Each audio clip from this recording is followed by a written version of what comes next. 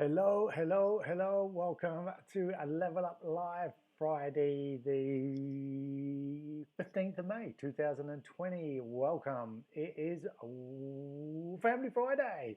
Family Friday, which means we get to meet some world schooling families around the globe. And this will evolve into kind of podcast type interviews, but in the whole ethos of leveling up. I'm working towards that. So right now it's kind of just trying some new things, introducing things, and seeing how it goes. And so Family Friday, as things stand at the moment, I'm just going to take the opportunity to introduce you to the concept of world schooling if you haven't already come across it. And if you have come across it, I'm just going to tap into some resources that we use to connect and integrate with the world schooling community, the ever-growing world schooling community that lives around the world. Now, this is, if you're watching this live, obviously you're watching it during COVID-19, May 2020. The world is in lockdown. Travel, what the future of travel looks like is anyone's guess. And I'm not into opinions or anything like that. My own personal view is we are world schoolers and we are going to remain world schoolers, and we will interpret it and adapt accordingly and see how it goes. So there are many other families out there who have been traveling for many years and some many days. It's a different way of living, and the families are fabulous, and we want you to meet as many of them as you can, and that's what we're going to do on Family Fridays. So stay tuned. So if you are new to the show, let's just sort of fill in a few gaps, a bit of housekeeping. So first of all, it's meant to be a fun and spontaneous show. This whole thing of broadcasting to you live using the software, it's all an experiment. It is now a 25-day-old experiment. I started these Level Up Lives on Easter Monday, and since then, Monday to Friday, I've been gone live every day. So we are on number 25. So if you are new to the show, first things first, let us know whether you're in lockdown. We started off as being in lockdown. It was Level Up Live or Lockdown Level Up Live. So please let us know where in the world you are. Are you in lockdown? Put a yes in the chat, and then that way I know what it's like. I know that you're in lockdown, and if you want, just tell us more. And how you tell us more, there's a number of ways you can do that. You can use the chat. And just feel free to comment. Or alternatively, you could drop into the show. It is a total free-for-all, and I'd love to see you alongside me. So on the screen, you should see a URL. That is a Meet Now URL, and what that means is if you put that into your browser and hop onto that, we will be in a virtual meeting room together. And the software that I'm broadcasting to you from Ecamm Live, it will just pick up the virtual room, and we'll be able to do a kind of split screen head-to-head chat. Now I've put the link in the chat, so let's add that to the broadcast. There we go. Tonight's show. Join the URL. I don't think you can click on that, but give it a try. But it's definitely in the chat. And as I say, you'll end up in a virtual meeting room, and we can have a good old chinwag. So all world schooling families are invited. It is a family-friendly show. It depends on where in the world you are, and as I say, if you are just joining us, make sure you do tell us where in the world you are. First of all, are you in lockdown? Leave a comment in the chat. Say yes if you are, and then maybe go on and tell us a bit more about where you are. We are, well, first of all, why don't I tell you who we is? So I'm Colin Clapp of Parenting Passports and Profit. So if you have not met us, we are a location independent family of 3 years now. We're actually into our 4th year, We are from New Zealand. We left in February 2017 with our daughter, who was 3 1/4 at the time. And we headed to Southeast Asia with a blank sheet of paper. You can read our backstory, but we left on the back of troubled times, and we needed to recover in mentally, physically, financially. We needed to recover, and world schooling has proved to be our saviour. The lifestyle we've just grown into it, and we absolutely love it. And so yeah, we've been doing it a few years, and when I say we, and my partner Ellie, and our eldest daughter is now 6. We started when she was 3 1/4, and halfway through our 3.5 years, we returned to New Zealand and had baby number 2, who joined us at the beginning of January 2019. Was born straight into world schooling. We applied for a passport on the day she was born, and and we left before she was 10 weeks old. So she is a true world schooler, and she's on to about a 7th or 8th country. We don't travel fast. We are a slow traveling family. And up until March, so just 2 months ago, we had spent all of our world schooling adventure in Southeast Asia, and we loved it, absolutely loved it.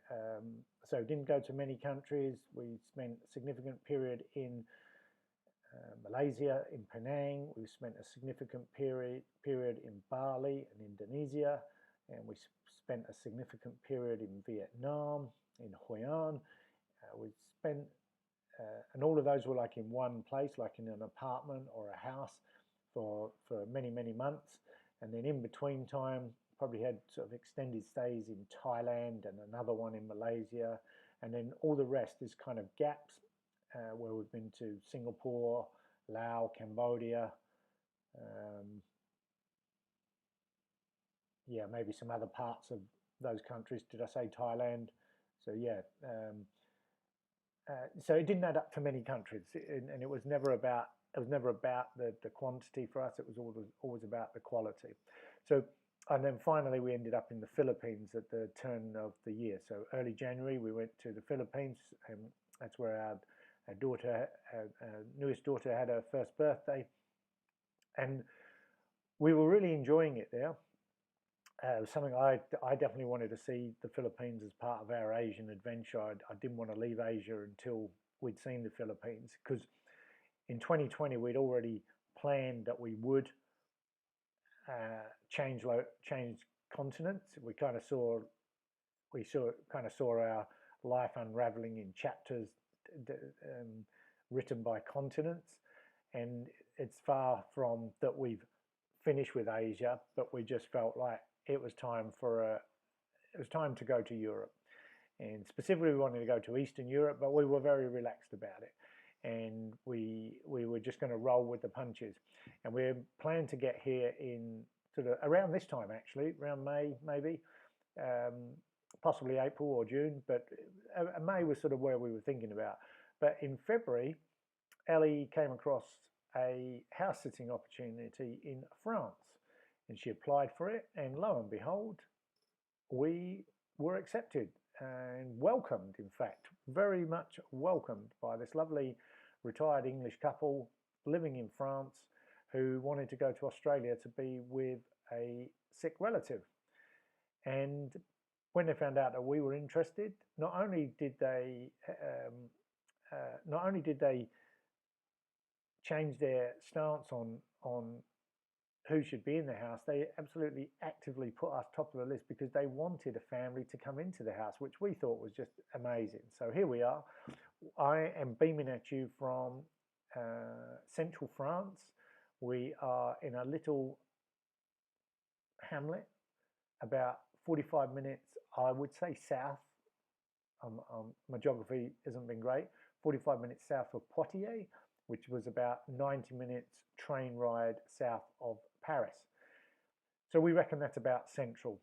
If we head west out towards the coast, we can get to La Rochelle, and we haven't been there yet because no sooner had we got here, the world went crazy and we got locked down. But even if we weren't locked down, we would be isolated. As I say, we are in a hamlet of just 5 houses, including ourselves.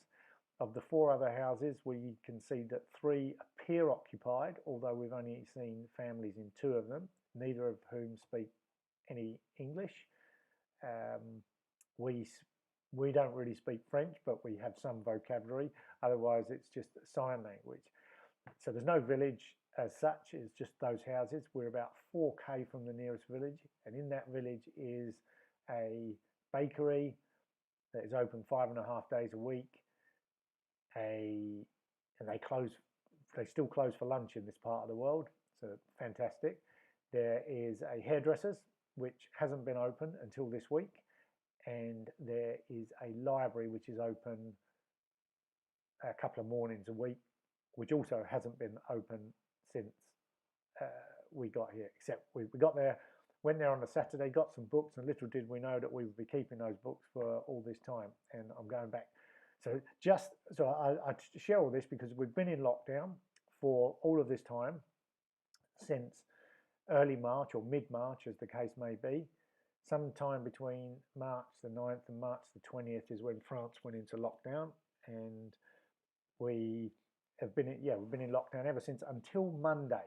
So all that period, the girls have not been out of the property. I've been saying out the house, but that's a little bit unfair because this is where we feel very blessed, because our house there is got two acres of garden, which are abuts farmland, woods where we've seen wild deer. Actually, was out tonight just having a little walk after dinner, walking the dog, and we saw a wild, I'm guessing a foal deer in the forest, and it's not the first one we've seen. It's absolutely amazing. They are wild deer, and so we can see as far as the eye can see. It is rolling countryside. We're actually got wind farms right behind us, big modern windmills. That's sort of flat and rolling it is, and the wind just bristles through. But yeah, beautiful spot for us to just be sort of in nature and at peace. We can get fresh air, and we can go out and exercise and do all those things. So even though we can't really let the girls have much in the way of play dates and those sorts of things, it has been amazing just to let them run around wild in the garden, and we've been able to, springtime in France, there's a lot of jobs to do. There's a lot of things happening in the garden, and all throughout our period in Southeast Asia, partly with the girls being too young, partly with the heat. It wasn't necessarily always appropriate or even easy to get out and inspect nature. We were out a lot, but we was usually playing in nature, but we weren't really inspecting it. Whereas here, with the temperatures being cooler and the girls are being a bit older and more inquisitive, there's so many education opportunities just outside, and we feel very blessed that someone was looking after us when this pandemic kicked in, and they said, off you go to Europe after all this time. Get off to Europe, and we'll give you a nice big house to look after and a big garden. And we're very grateful for that, because we know if we'd stayed in the Philippines and in other parts of Southeast Asia, we may have ended up in very short-term accommodation, very cramped accommodation with limited cooking facilities, and it could have been quite stressful. We know many of our friends who have got apartments in Malaysia where they've got access to swimming pools and some on-site facilities. They aren't even allowed down to those facilities, so that would have been even more frustrating. So we haven't got a swimming pool around us now, but we don't feel like we need it. We're just having fun with the great outdoors. So yeah, so that is us. My partner Ellie, she is a health and fitness professional.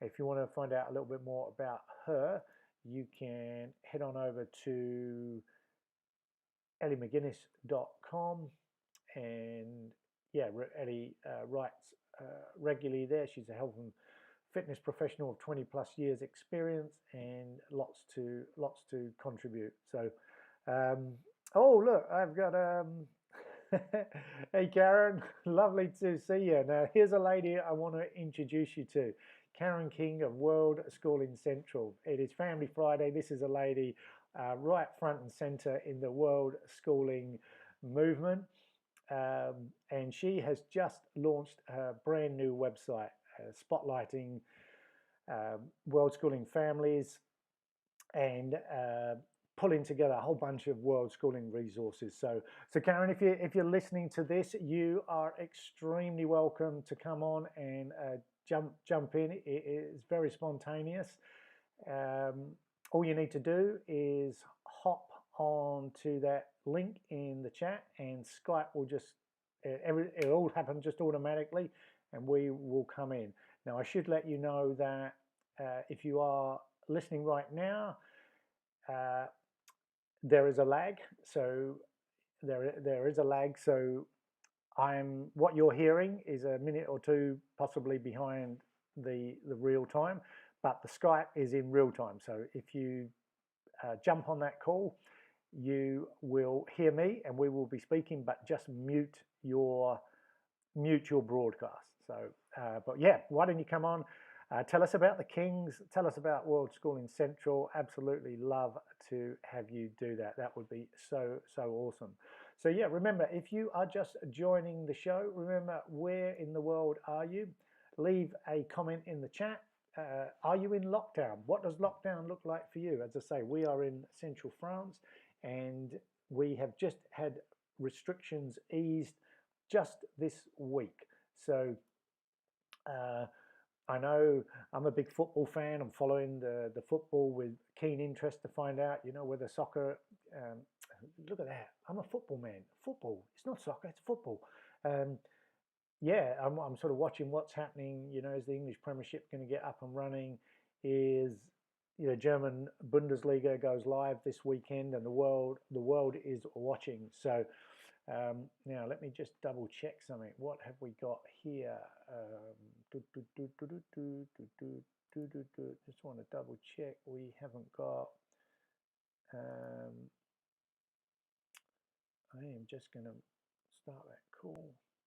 One in the call. Yeah. Okay. Cool. Yeah. Okay. Yeah. Remember. Yeah. Where in the world are you? Are you in lockdown? Are you in lockdown? Yes. Say yes in the chats. Let us know. Where are you? We have had people from Mexico. We have had people from New Zealand. We have had people from the UK. We have had people from America, from Canada. So yeah, anyone in the world can come in, depending on what time you are. No reason why you can't come in and join the show. And yeah, so I'll do if you've been following the show, you'll know that I'm leveling up in trying to just do live broadcasts, and I want feedback. Tell me whether what you want to hear. I'll do a quick backstory of why this show exists. But the show exists to make the world a better place today than it was yesterday. Did you hear that? The show exists to make the world a better place today than it was yesterday. And it does that because people are leveling up. They are investing in themselves. They are doing whatever it takes to put a smile on the dial wherever they may be. And this came about because a friend of mine, I was listening to his podcast, and he talked about using this time wisely and not to waste it. Now, he wasn't saying that you had to go and get a new job or change career or anything like that, but he certainly was alluding to put this time to good use. We've still got the same 24/7, 168 hours in the week, and the only thing that separates us is how we choose to use that time. But what's different now is how our time has been reallocated by other people.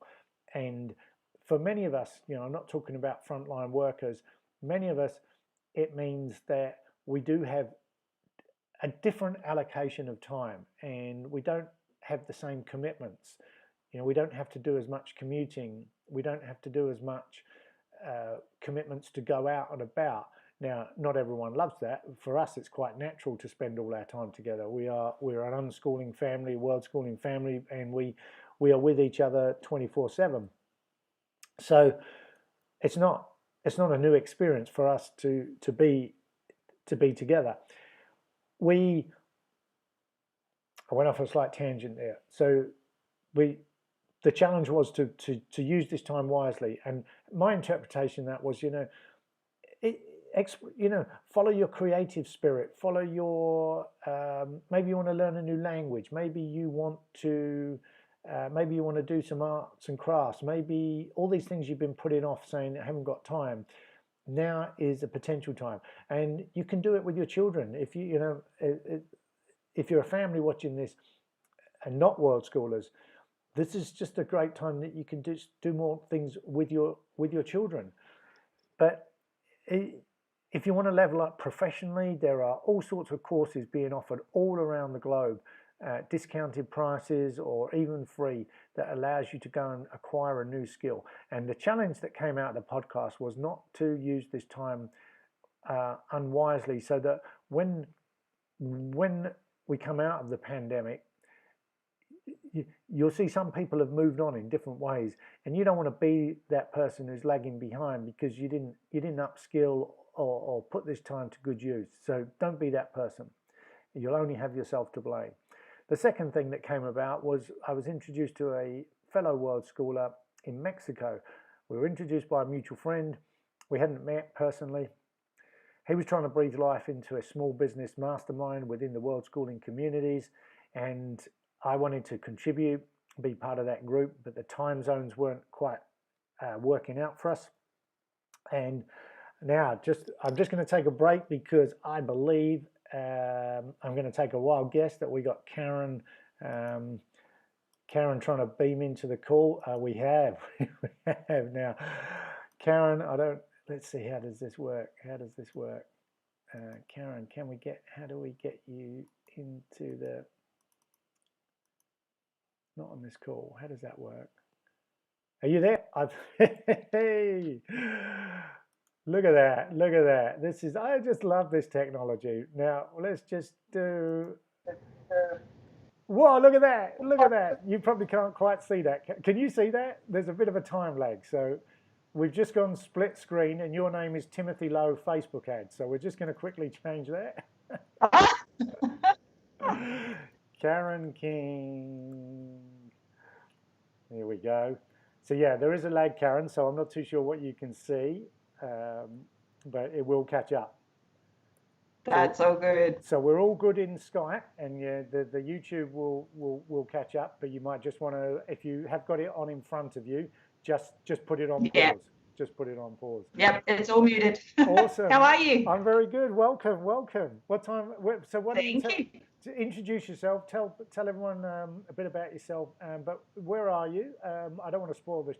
I kind of know where you are and what you're up against. Have you got a glass of wine? I want to know if you got that glass of wine. No, but you should see the size of the bottle of vodka that we just managed to get our hands on. That's a beautiful segue. Why don't you tell us a little bit about who you are, where you are, and what does lockdown look like for you guys? Absolutely. Hey, everyone. So I'm Karen King. I'm the creator of World Schooling Central, and obviously an Australian, a mum of two, and with my husband, we've been world schooling for 4.5 years.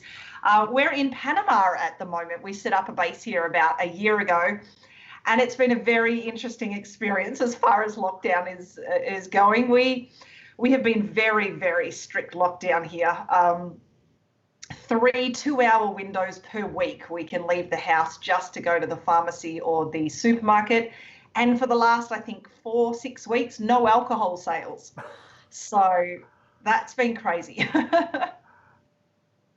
And it was very interesting because it was, correct me if I'm wrong, it was allocated between male and female of the house, wasn't it? Depending on it was very random how you couldn't go out when you want. You had so that must have been extremely frustrating. Yeah, at first it was kind of, I tried to look at it as a bit of an adventure and, oh, well, here we go, we'll experience this. I was a little bit surprised at first. So Monday, Wednesday, Friday, 6:30 a.m. till 8:30 a.m. is my time to go grocery shopping, and that's based on the last number of my passport. Wow. I'm not a morning person, so I tell you that's hard. Wow. But my husband's is 9:30 till 11:30 Tuesday, Thursday, and Saturday, but he works Tuesday, Thursday.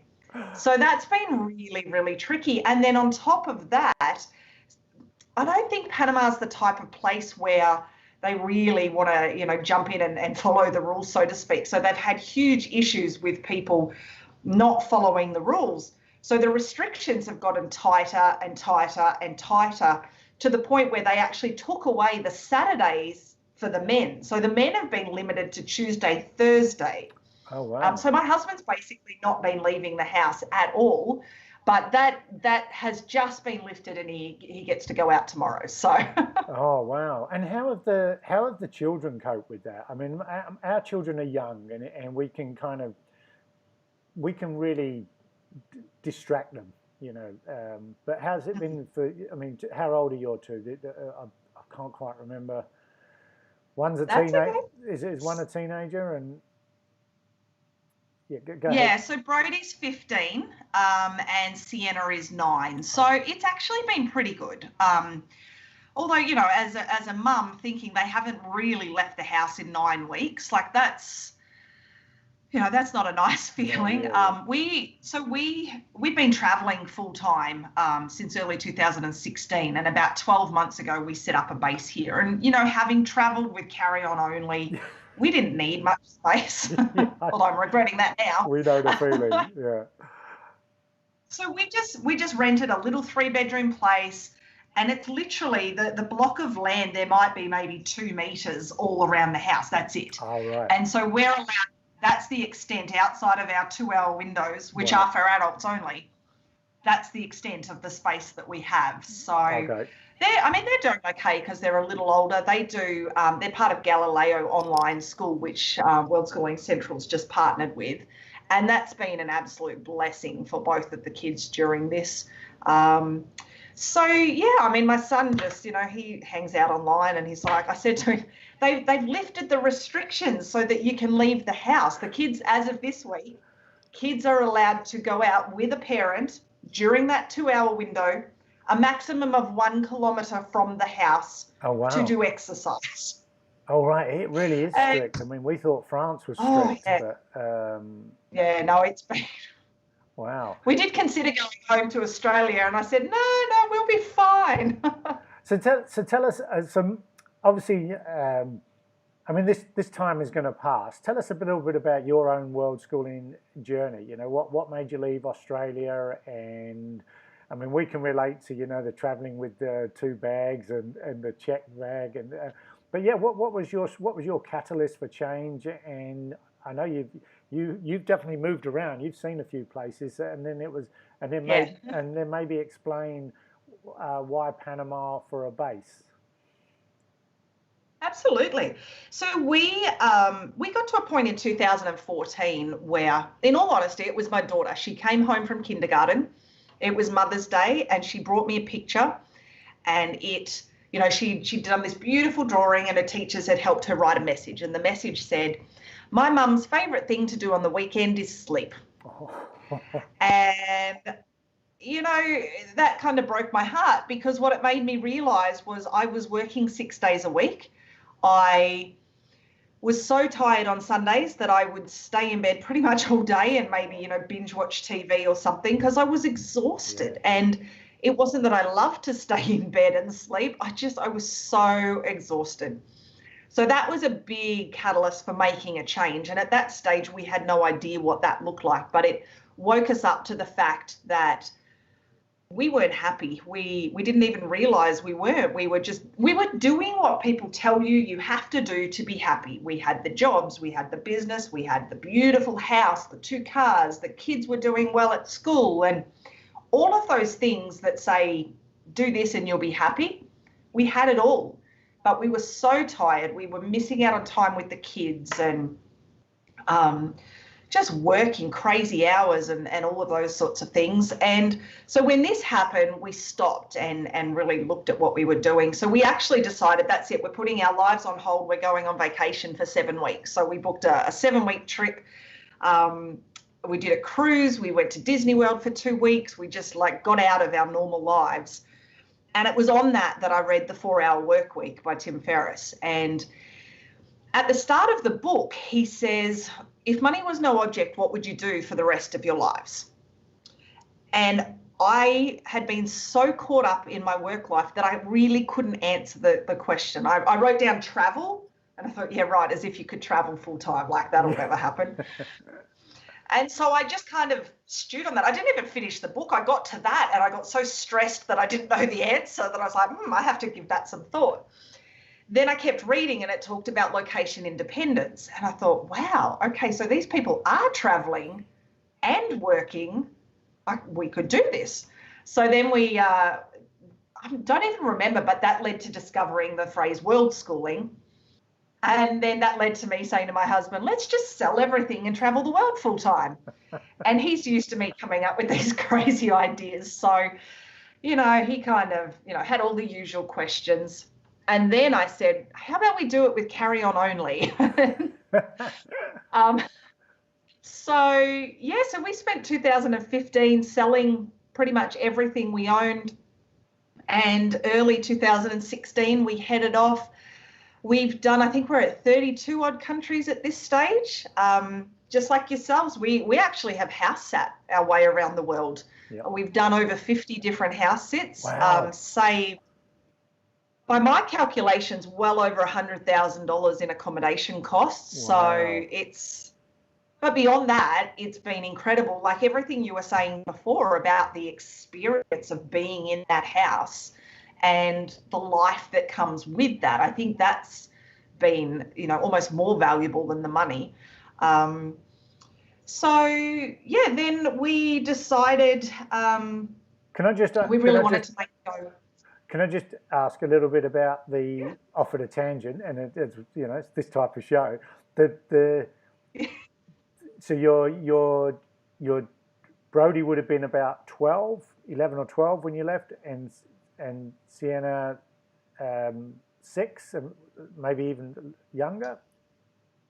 Yeah, she'd done kindergarten, so she would have been 5 turning 6. Yeah. It's terrible. I have to do the math in my head now. Yeah.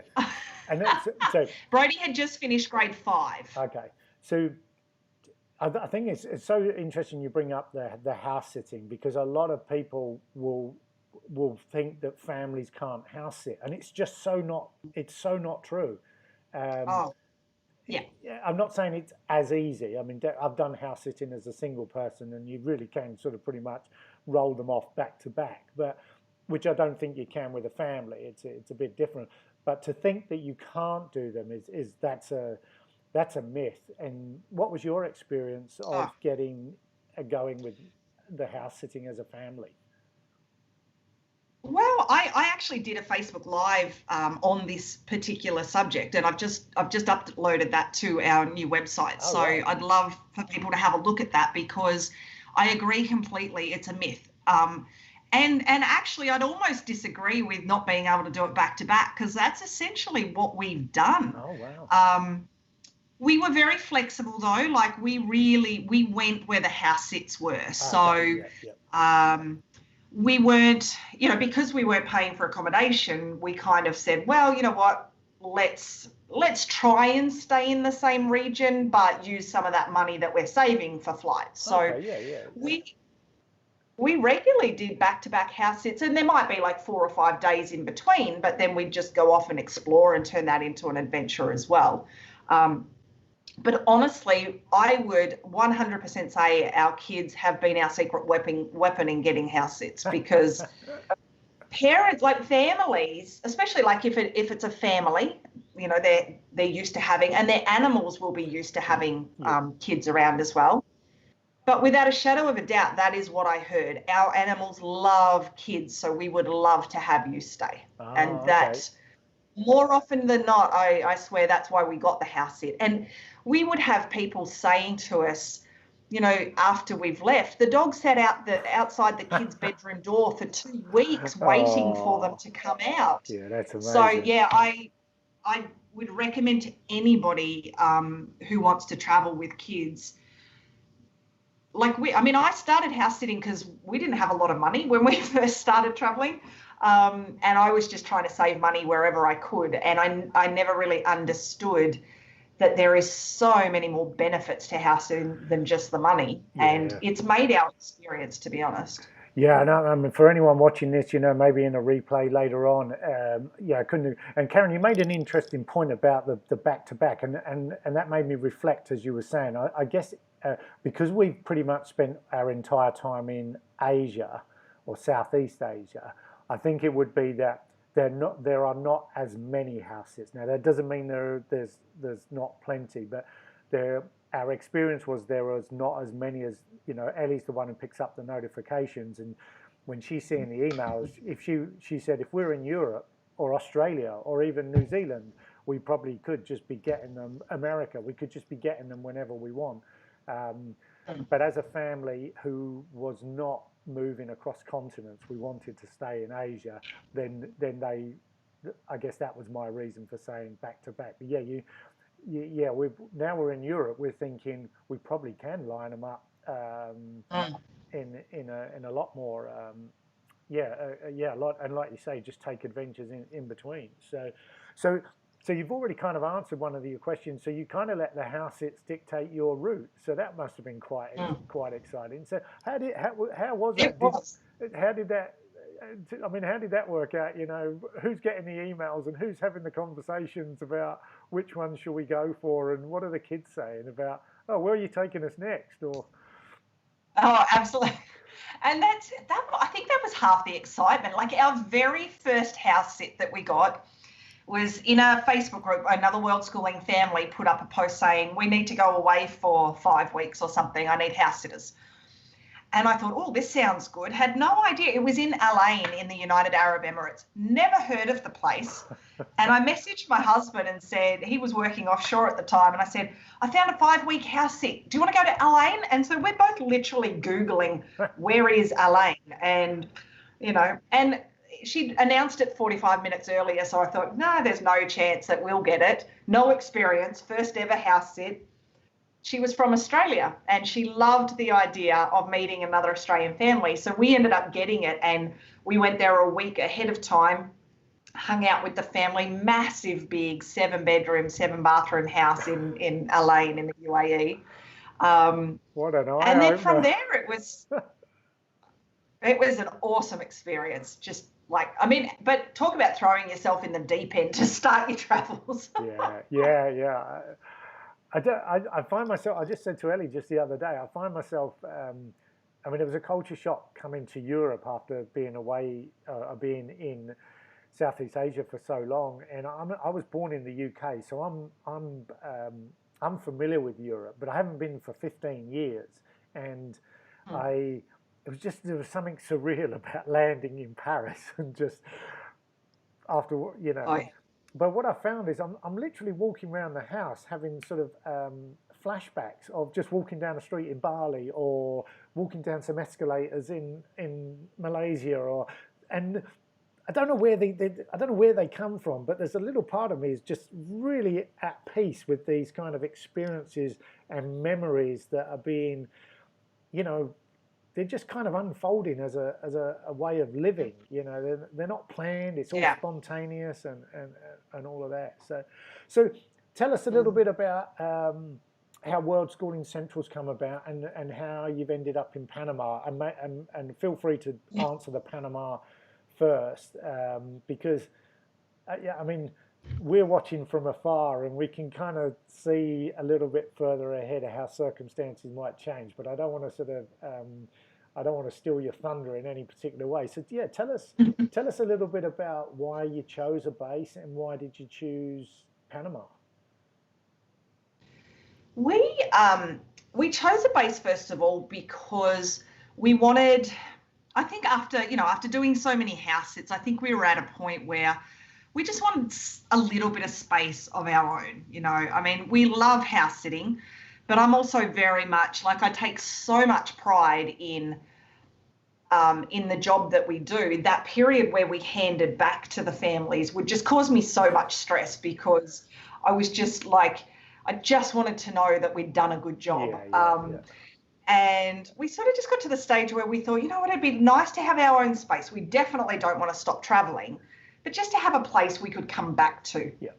But ahead of that, we also decided we really wanted to make a go of World Schooling Central. So go back a few years, we started World Schooling Central to support the world schooling community in a sense of, you know, sharing information and experiences and recommendations. Unfortunately, we kind of built it the wrong way around, and we built that before we built the community. So it kind of didn't really get off the ground as well as I'd like. So we kind of put that on the back burner for a little while. But when it was time to start again, we looked and we said, okay, where are we going to set this up? And Australia wouldn't let us set it up there because they needed us to be residents for at least 6 months of each year to have a corporation. Oh, right. Okay. So that kind of put a spanner in the works. So then we started researching where could we open a corporation. And, you know, we'd never looked at Panama. We'd never been to Panama. And in all of the research, what we discovered was that Panama was, or is at least, quite easy to open a corporation. It's quite easy to get residency. And, you know, for us, it's closer to the rest of the world than Australia, which is also really helpful. You know, we can get to the US for under $100. Okay. From the US, I've been able to get flights to London for $115. So I can literally get to London for $250 from here. Wow. So tell us how you do that. Skyscanner. Right, okay. Lots of time. Yeah. And the other benefit that we, you know, what we loved about this, because there's a lot of places in the world you can set yourself up as a digital nomad that has benefits and is easier to do when you travel all the time. Panama was cheaper. Most countries require you to have sort of, you know, $250,000 investment or, you know, buy a house. And we certainly didn't have that. Whereas Panama, to get residency, was like $2,000 a person or something like that. And the other thing is that now as residents, and this was kind of an added bonus, we now pay tax here in Panama instead of Australia because we are residents here. And Panama has a territorial tax system, which means we only pay tax on income that's earned within Panama.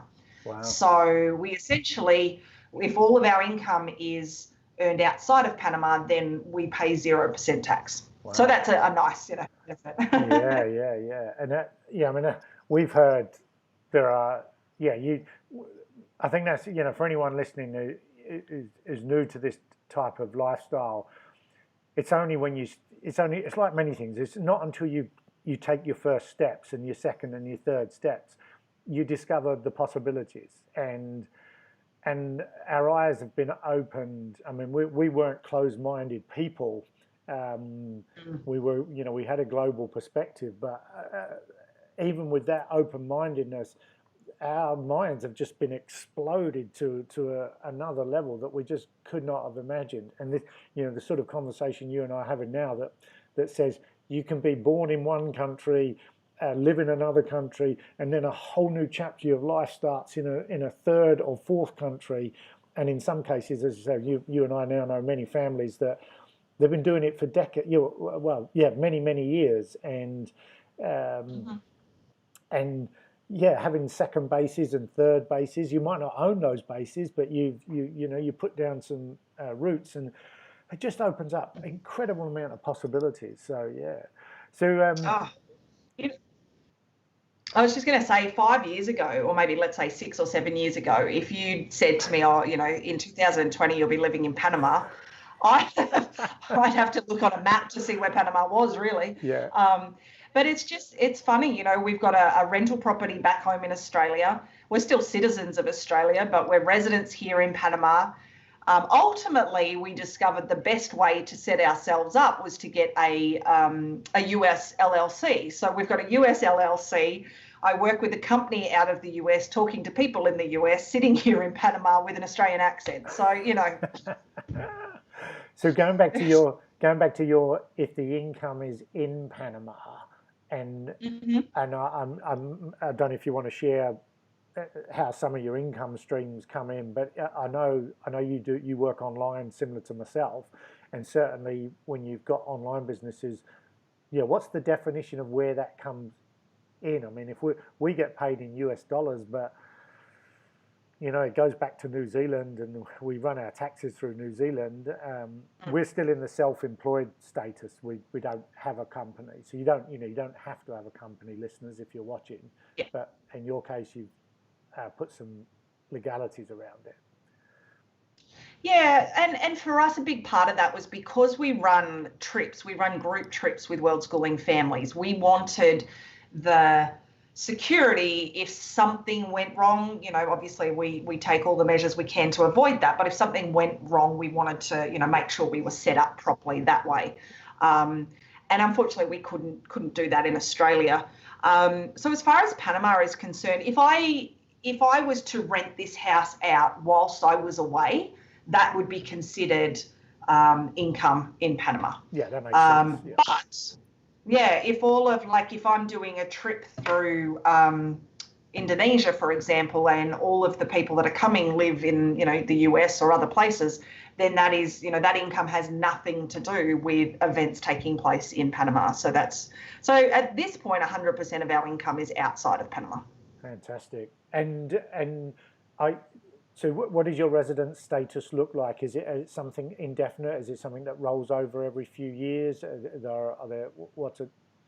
Yeah, it's just indefinite. We got our permanent cards and that's it. Panama doesn't have any requirements for minimum amount of stays. I would say for anybody that's, looking at this sort of setup, like the amount of research, the world is not ready for people to be one nationality, one citizenship and one, the world just, it's just not really well set up for that. So, there's a lot of work that needs to go into it. And I mean, like I said, we didn't move here for tax purposes. That's been a great benefit. For us, we wanted to improve our Spanish. So that was a huge attraction to coming here. But the cost of being here and setting ourselves up properly was a huge draw card. Just, setting yourselves up. I completely lost my train of thought. All right, I understand. So tell us a little bit more about the resurrection of World Schooling Central, because you literally was it today you went live, or did I just see my feed and we went live a few days ago, but we had a couple of technical issues, and I just kind of didn't make any kind of big announcement or anything. But yeah, we're live, we're back, and I'm really excited because when we started World Schooling, you do all the research. There's so many questions when you first start World Schooling, and there's plenty of information out there, but it's hard to get the exact answers to your questions. In the groups that we were part of, we got so much support from people. And I really, when we started, I just wish I'd known about this 10 years earlier. Yeah. It changed our lives in ways that we never expected, and never in a million years would I want to go back to where I was, because it's just been incredible. But there are a lot of questions. And so I wanted to do something that would help other families learn about this as an option, because it's so far out of most people's, realm of possibility. And so I kind of felt like if I could just help one family understand that this is a thing and have an impact on their life, then I would feel like I've given back. And so, I love talking to new families. I love sharing our experience. I love opening that possibility up, because when people get out and start doing it, they're just amazed that, like I said, that it's even a possibility. So World Schooling Central has been set up as a hub, as a place to find information for, we have our Facebook group, which, we've got an incredible community of people there that are, share all of their information. We've started doing interviews with World Schooling families, so they'll be coming out over coming weeks. We shared our first one today, which was an introduction to who we are as a family. So each week, including Ellie, we've interviewed families, and so we're sharing real stories about what does world schooling look like for real families, and it's different for everybody as well. So to hear that difference. And then the other thing we're doing, which I'm really excited about, is Q&As. So for example, we've launched 2 new videos.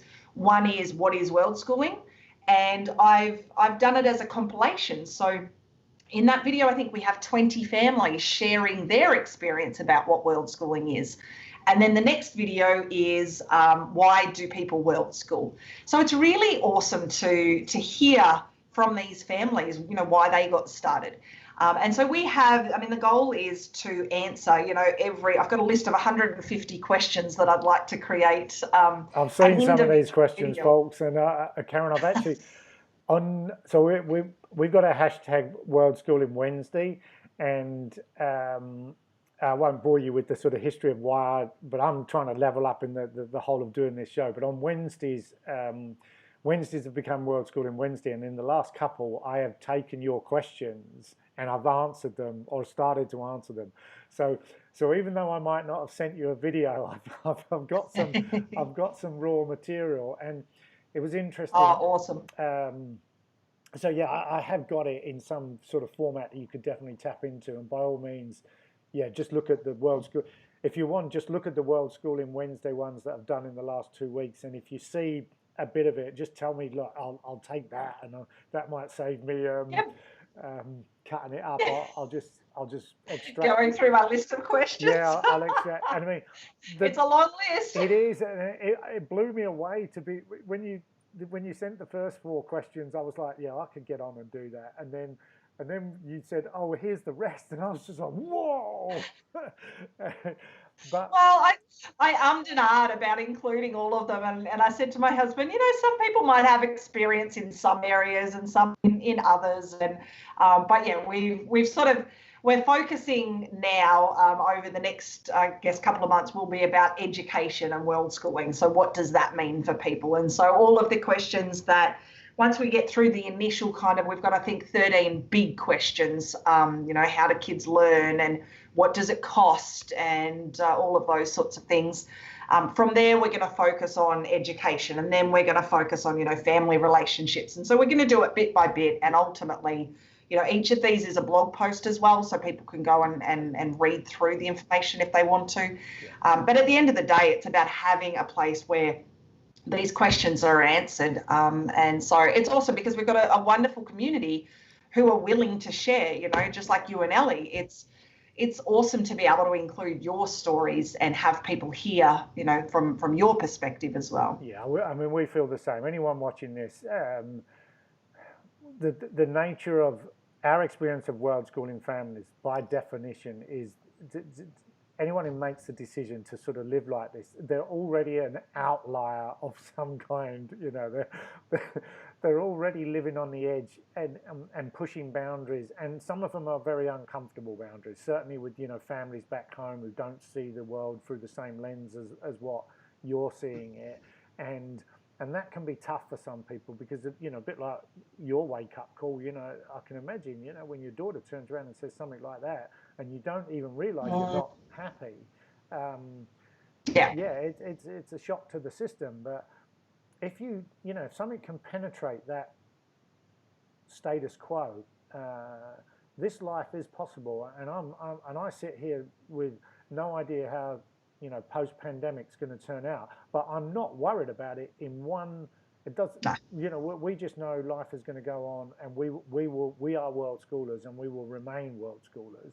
And a bit like you with the house sitting, we will roll with what's possible rather than getting upset about what might not have been possible. We were always flexible beforehand. We'll just be even more flexible flexible now. But yeah, anyone watching this, and I guess so that was a roundabout way of encouraging people to get involved in.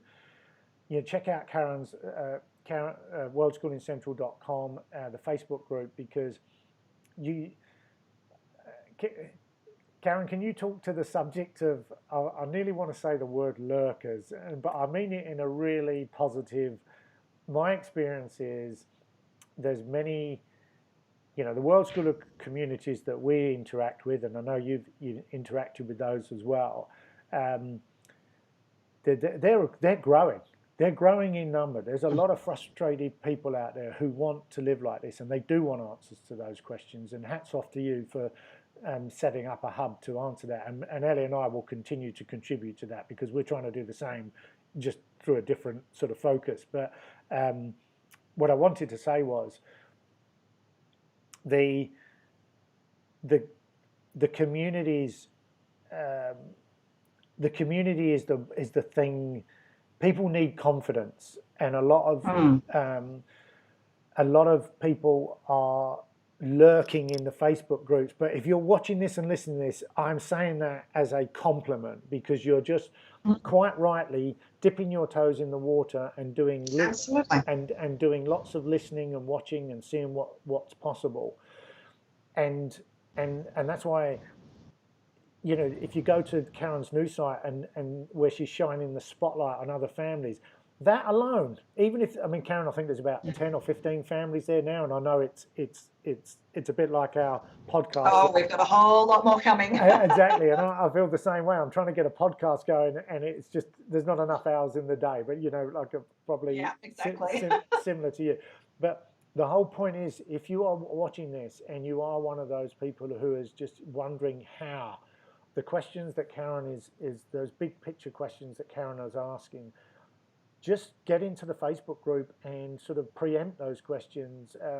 If you don't want to jump into the comments or ask the questions yourself, just use the search function in Facebook groups. A hugely underutilized feature by many people, and a lot of these questions will be answered in the community, and the questions may go back years. And you can get answers to these questions, and that's when you can reach out to families like the Kings and ourselves and many, many others, all of whom will welcome you coming into their life and asking any question you want about world schooling, because it is so doable. It is so doable. And people always say, "Oh, you must be rich." And when we first started traveling, we were in a bit of a mess financially. I did the calculations. So when I first heard about world schooling, I sat down and I wrote down all of our expenses, and we were spending for a very basic life in Australia, 4,500 Australian, so about 3,000 US. In our first probably 3 years of travel, well, at least up until we got a lease on a house, we were spending no more than sort of 3,500 Australian, and that included everything, all of our flights, everything. So about 2,000 US per month to travel full time.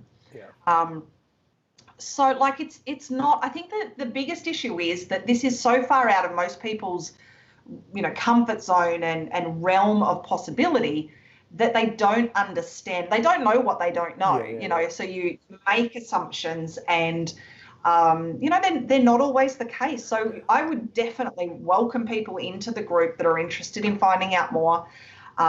Ask the questions. Even if you're uncomfortable to ask the questions, shoot me a message. Like, the one thing I would say about the world schooling community is it is so supportive. You connect in ways that I've made more friends in the last 4.5 years. Actually, even in the first year of travel, I reckon I made more friends than I did in, 38 years beforehand, because there's just something about world schooling where you meet up with people and there's just this instant connection. The kids go off and play, the adults have fun, and it's just unlike any community I've been a part of, and love it. So there is so much support when you're new, and World Schooling Central has literally been set up to support people that are new. So in one way or another, reach out, and we'd certainly love to help you in any way we can. Awesome. So on that note, I will we'll make sure we'll hang up in a second. But Karen, after just ping me any links, and I won't be able to do it straight away, Okay. but I will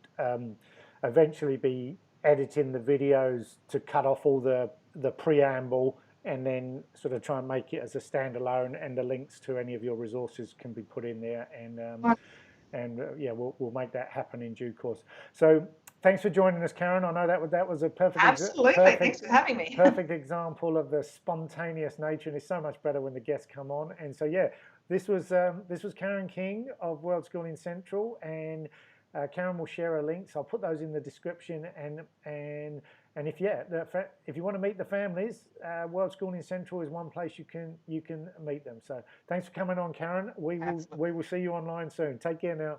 Bye bye. All righty. Bye bye.